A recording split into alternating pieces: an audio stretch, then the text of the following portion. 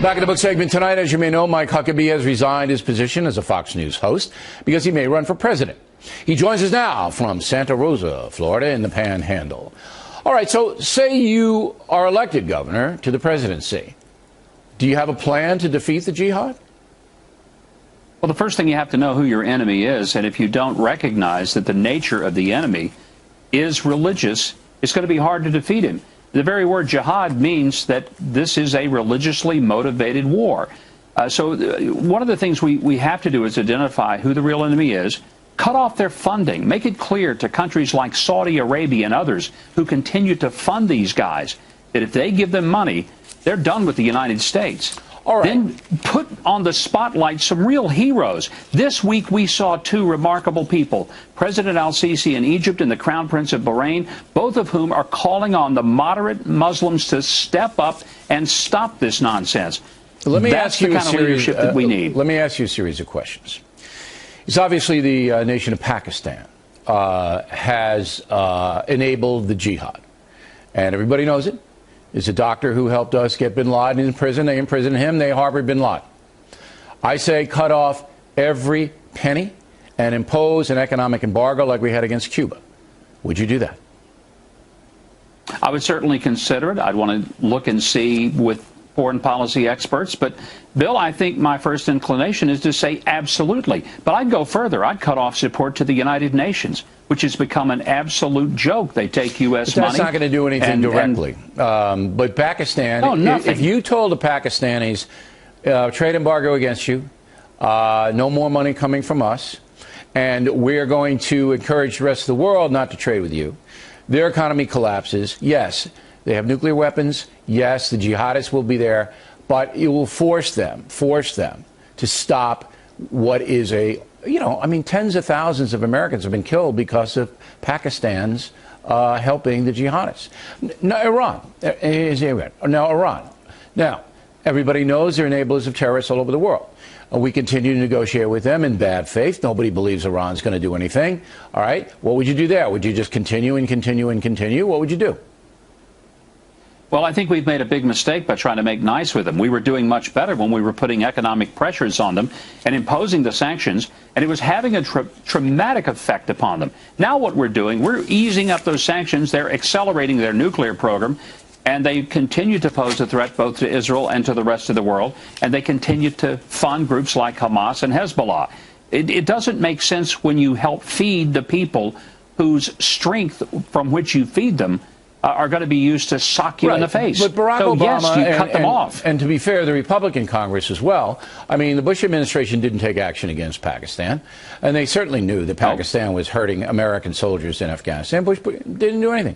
Everybody's afraid. They're afraid to confront the jihad, and the jihadists know it. They think we're weak. They think they can do whatever they want to do. They're plotting, even at this moment while we're speaking, to kill us. If they can kill us, they'll kill us. All right? China helps them. Russia helps them. All right? We can't do anything against that. Turkey won't even let us go in there and fight ISIS. And we don't do anything to them. So what I'm trying to get across to you is if you're president of the United States, whoever it is, it's got to change. Or we're going to have another 9/11. It's going to be 10 times worse than it was. And I believe that firmly. Last word on this subject. I totally agree. And look, we both know from being kids growing up in a schoolyard that if there's a bully, the only way the bully stops being a bully is when somebody punches his lights out and he's no longer a bully. And the United States is going to have to quit pretending that you can tame a bully. You're going to have to bust the bully and end him. Okay, and we've got to start from the top of these jihadist organizations, work our way down, and quit acting like we're weak and act like we're strong. It's not like we're acting like we're weak. We are weak. We don't have the political will to defeat this enemy. They didn't have it in the 1930s. They didn't have the political will to defeat the Japanese or the Germans then. We don't have it now. Exactly the same parallel. All right, last night Laura Ingraham and I discussed you and asked the question, can a religious man, as you are, become President of the United States? Can you get elected because of the secular society that we have now? What do you say? Well, it's interesting to me that that question keeps coming up about me, because, Bill, you were the one who wrote the book on Jesus, not me.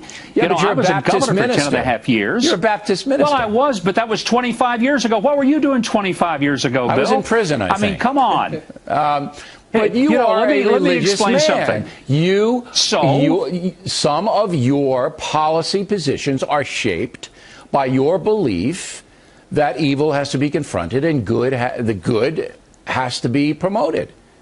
Right? I think that's an American position. I think that's consistent with the Judeo-Christian foundation of the country. But for 10.5 years, I lowered taxes, reformed education, built roads, reformed health care.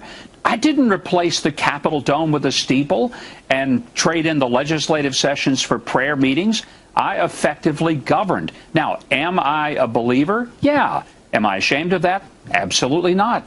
But I never have suggested that the purpose for which I've ever run or would run for office is so I can impose some type of religious dogma on anybody. Nobody thinks that. I don't think I should be disqualified from running for office because I happen to be an unapologetic believer. I'm just wondering whether the masses of people will take that into account when they evaluate your candidacy. It's an unanswerable question right now, but I know the press will be here's the interesting question. We don't want to call Islamic jihadism what it is because we don't want to offend somebody, because we might hurt their feelings over their religion. And yet the national press, not so much you, but the national press, all they want to do is to say, I don't think Mike Huckabee could be president because he's religious. That's right. Now, do you not see the irony in that? I am Mr. Irony, Governor, and we got to let you go. Thanks for being on.